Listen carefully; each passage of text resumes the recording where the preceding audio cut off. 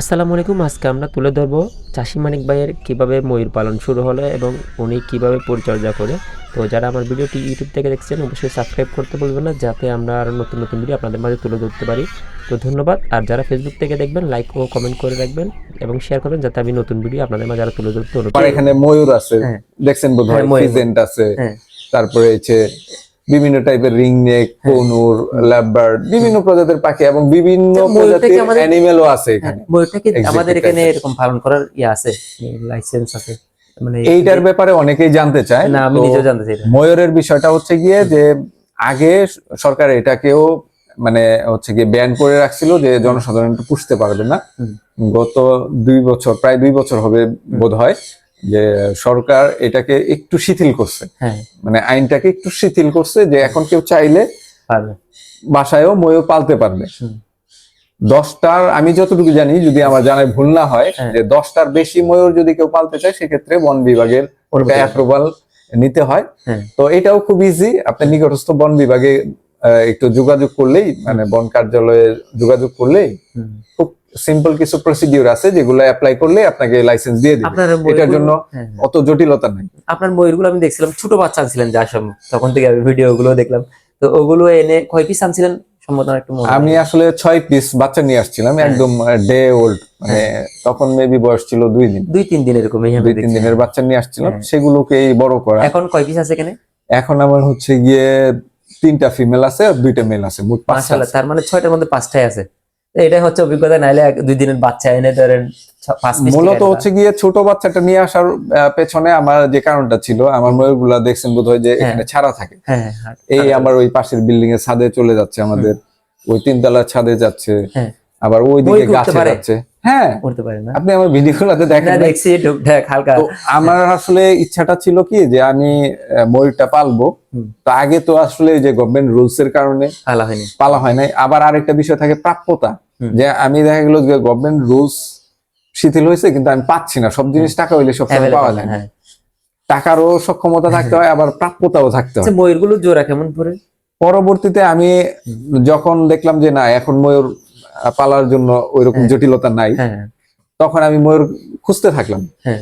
ঢাকা চিড়িয়াখানায় ময়ূর বিক্রি করে মাঝে মাঝে, এটা সব সময় না, এটা সবার জন্য মুক্ত। আপনারা চাইলে যে কেউ ঢাকা চিড়িয়াখানায় যোগাযোগ করলে আপনি হচ্ছে কালেক্ট করতে পারবেন। আচ্ছা, ওইখান থেকে কি অন্য কোনো পাখি সেল করে? সব পাখি না, ঢাকা চিড়িয়াখানায় শুধু ময়ূরটা সেল করে, হরিণ সেল করে, আর বিভিন্ন অ্যানিমেল বিভিন্ন সময় ওইটা হচ্ছে কি ওদের হয়, কোটেশন হয় সেই অনুযায়ী। তো অন্যান্য অ্যানিমেল গুলা আসলে ওইভাবে। আপনি খাত থেকে কালেকশন করছিলেন?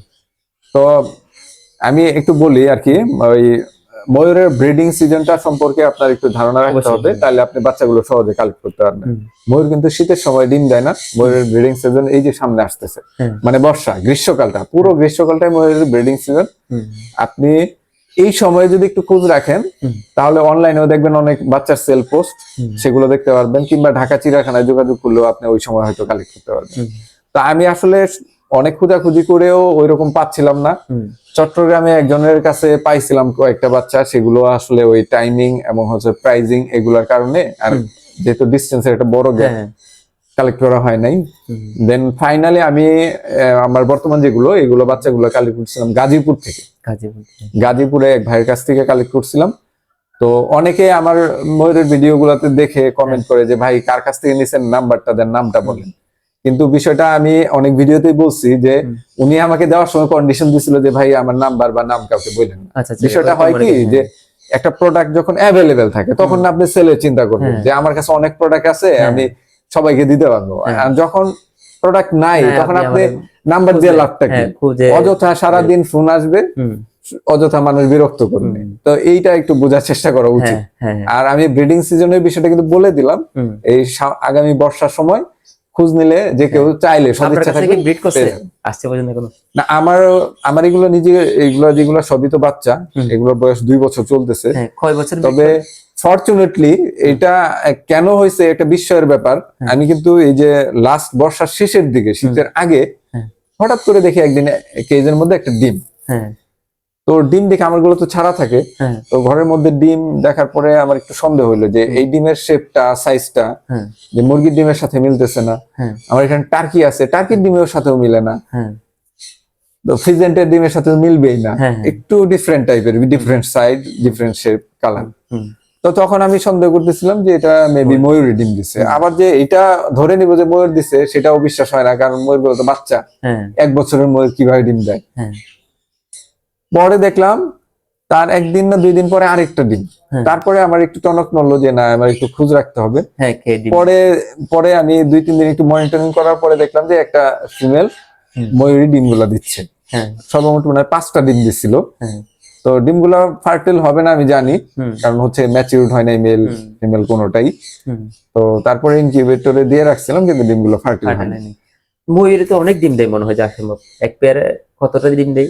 এটা হচ্ছে গিয়ে ওই এগুলো বয়স বাড়ার সাথে হ্যাঁ। সাথে ডিমের সংখ্যাটাও বাড়তে থাকে। হ্যাঁ। তো সাধারণত একটা ব্রিডিং সিজনে 35-40টা ওইরকমই, হ্যাঁ, শুনলাম। এরকম একটা ফিগার থাকে, কিন্তু যদি একটু পূর্ণবয়স্ক থাকে এবং ভালো মেইনটেনেন্স থাকে তাহলে বেশিও দিতে পারে, আবার এর থেকে কমও দিতে পারে। ওগুলো তারপর আপনার বাচ্চা ফোটানোর ইয়াটা কিভাবে করেন, মানে যারা করবে? বাচ্চা ফোটানোর বিষয়টা আপনার আর্টিফিশিয়াল ইনকিউবেশনটা করা যেতে পারে, ইনকিউবেটরে ফোটানো যেতে পারে, অথবা হচ্ছে গিয়ে যে দেশি মুরগি নিচে দিয়েও ফোটানো। মানে ওরা ফোটাবে না, ময়ূর নিজেও ফোটায়, ওরা ডিম পার করে এখানে ওরাও বসে থাকে? ফোটায়। হ্যাঁ, ওরাও ডিম কুচে হয়, কিন্তু হচ্ছে গিয়ে ডিমের সংখ্যা যদি বেশি হয় হ্যাঁ, সেক্ষেত্রে ওই আপনার হচ্ছে গিয়ে যে ময়ূর কবে বসবে সেটা অপেক্ষা থাকলে প্রথম দিকের ডিমগুলো নষ্ট হয়ে যাওয়ার সম্ভাবনা থাকে। হুম। তো এই জন্য আসলে সেফ জোনে থাকা হচ্ছে গিয়ে হয় দেশি মুরগি দিয়ে ফোটানো অথবা ইনকিউবেটরে ফোটানো। তবে দেশি মুরগি দিয়ে ফোটানোটা বেস্ট, ইনকিউবেটরে রেজাল্ট একটু কম আসবে। হ্যাঁ।